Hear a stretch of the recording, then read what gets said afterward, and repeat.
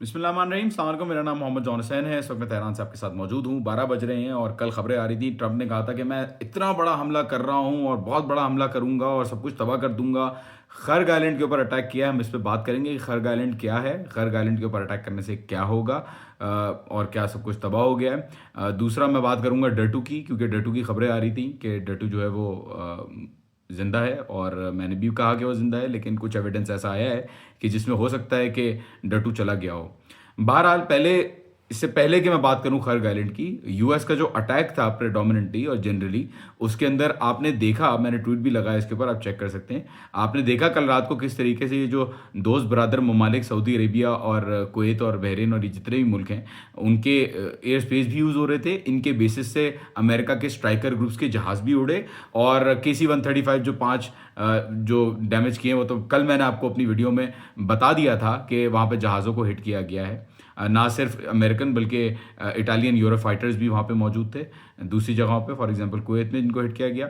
और हमें नज़र आ रहा है कि ये मुल्क जो है वो सपोर्ट कर रहे हैं यूएस को। तो अब जो यूएस ने अटैक किया है खर्ग आइलैंड के ऊपर, खर्ग आइलैंड जो कि 90% ट्रांजिट के लिए, मतलब तेल यहाँ से पैदा नहीं होता, तेल ऑयल फील्ड्स में होता है और ऑयल फील्ड्स जो है 100 से ज़्यादा है ईरान के पास, वहाँ से जाता है ये लोडिंग के लिए खर्ग आइलैंड। 90% ऑयल खर्ग आइलैंड जाता है लोडिंग के लिए और खर्ग आइलैंड पे इसकी लोडिंग होती है और ये बाद में एक्सपोर्ट किया जाता है वहाँ से। अब ये जो आइलैंड है, ये जो जजीरा है जो 300 किलोमीटर नॉर्थ वेस्ट की तरफ है ईरान के अंदर, गल्फ के अंदर, वहाँ से अमेरिका ने अटैक किया वहाँ पे और अमेरिका ने बोला है कि हमने सब कुछ तबाह कर दिया। देखिए, अमेरिका ने जो वहाँ पे बमबारी की, 12 से 15 बॉम्ब्स वहाँ पे स्ट्राइक्स गिरी हैं। उसके अंदर एयर डिफेंसेस उन्होंने डैमेज किए, नेवी का जो बेस था वो डैमेज किया है और उसके साथ साथ जो एयरपोर्ट पे वो बता रहे हैं, एयरपोर्ट को भी टारगेट किया है। अब मसला ये है कि अमेरिका डायरेक्टली तो आ नहीं सकता स्ट्रेट ऑफ हॉर्मुज़ में। उसने कहा कि मैं अपनी नेवी भेज रहा हूँ, मैंने ईरान की पूरी नेवी ख़त्म कर दिया है, ट्रंप कह रहा है, लेकिन फिर भी वो कुछ कर नहीं सकता, यहाँ पे तेल की एक बूंद ले जा नहीं सकता। तो उसने ईरान को बोला कि तुम स्ट्रेट ऑफ हॉर्मुज़ खोलो और धमकी दी खर्ग आइलैंड के ऊपर मार के। अभी तक खर्ग आइलैंड की जो भी ऑयल फैसिलिटीज़ हैं या प्रोसेसिंग जो भी लोडिंग का जो भी इंफ्रास्ट्रक्चर है उसको हिट नहीं किया गया।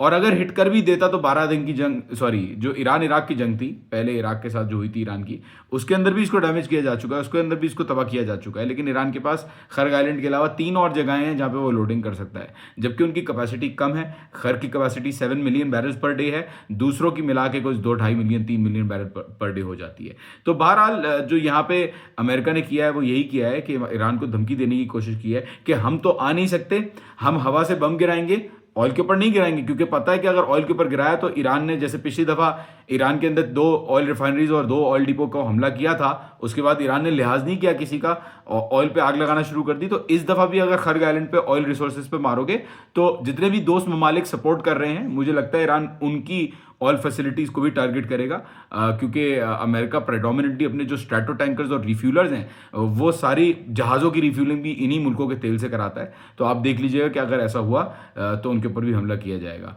यहाँ पे स्ट्रेट ऑफ हॉर्मुज़ पे क्योंकि फिजिकली नहीं आ सकते तो ये धमकी देने की कोशिश की है, लेकिन फिर भी ईरान ने बिल्कुल भी इस चीज़ को सीरियसली नहीं लिया। फ्रांस और इटली इनफैक्ट परमिशन मांग रहे हैं ईरान से कि भाई हमारे टैंकरों को प्लीज़ जाने दें, राब्ता किया। और बात इस बात पे भी चल रही है कि युआन के अंदर बात चल रही है, कंफर्मेशन नहीं है इस बात की, बात चल रही है कि युआन के अंदर अगर कोई मुल्क जो है वो ट्रेडिंग करता है तो वेल एंड गुड, क्योंकि चाइना और ईरान इस वक्त अमेरिका की पूरी हेजेमनी और डॉलर को जो है वो कोलैप्स करते हुए देख रहे हैं आगे।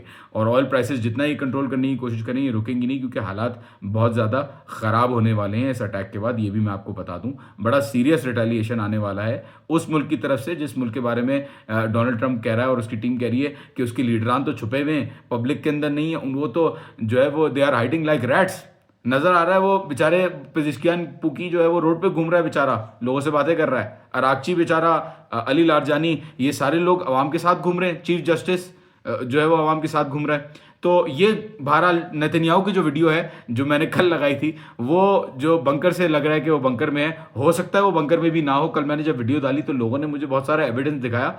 एआई तो नहीं थी वो वीडियो, जाहिर है मुझे, क्योंकि मैंने उसका फ्रेम बाय फ्रेम चेक किया, मेरी नज़र में वो एआई नहीं थी, लेकिन बहुत सारी चीज़ें जो दिखा रही हैं कि नेतन्याहू जो है वो जा चुका है इस दुनिया से। और मैं तो नहीं चाह रहा था बहरहाल अभी जाए, क्योंकि मैं चाह रहा था ये पहले अपनी हार देखे, जिल्लत देखे, उसके बाद अपने मंतकी अंजाम तक पहुंचे। तो बात सारी है कि बातें ये हो रही हैं कि नेतन्याहू का जो बेटा है उसने 5 दिन से, जो रोजाना 10-15 ट्वीटें डालता था, उसने 5 दिन से एक भी ट्वीट नहीं डाला है।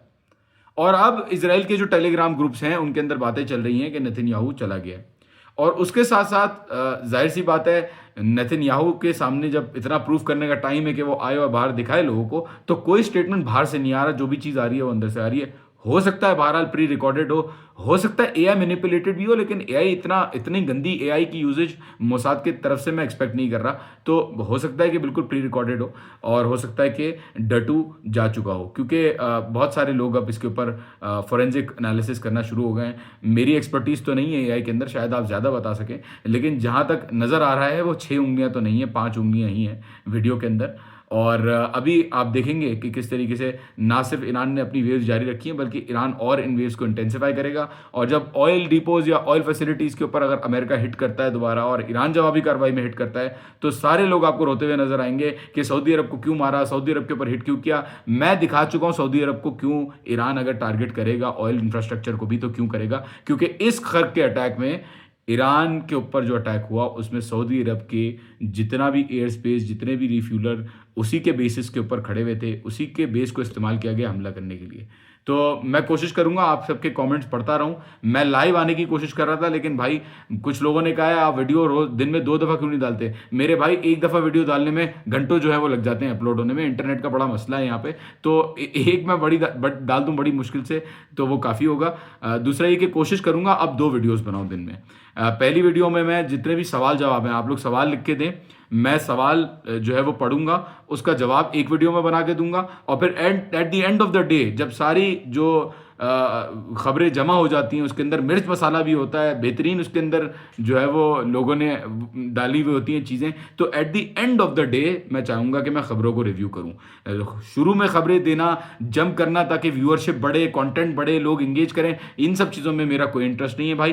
रात को हम बैठेंगे इंशाल्लाह, जितनी खबरें आई हैं पूरे दिन में देखेंगे सच क्या है और झूठ क्या है। क्योंकि प्रॉब्लम क्या है, प्रॉब्लम सबसे बड़ा ये है कि मिस इन्फॉर्मेशन चल रही है इस वक्त।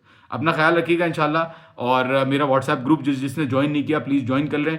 मेरा यूट्यूब के ऊपर एक ही चैनल है, फेसबुक के ऊपर मेरा मोहम्मद जॉन हुसैन के नाम से चैनल है, और यूट्यूब पे जॉन हुसैन ऑफिशियल है। अपना ख्याल रखिएगा। Thank you so much. खुदा हाफिज़।